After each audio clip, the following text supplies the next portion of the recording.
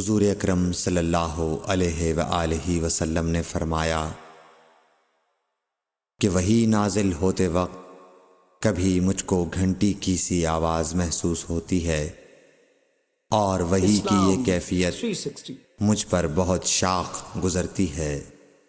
جب یہ کیفیت ختم ہوتی ہے تو میرے دل و دماغ پر اس فرشتے کے ذریعے نازل شدہ وحی محفوظ ہو جاتی ہے، اور کسی وقت ایسا ہوتا ہے کہ فرشتہ بشکل انسان میرے پاس آتا ہے اور مجھ سے کلام کرتا ہے، پس میں اس کا کہا ہوا یاد رکھ لیتا ہوں۔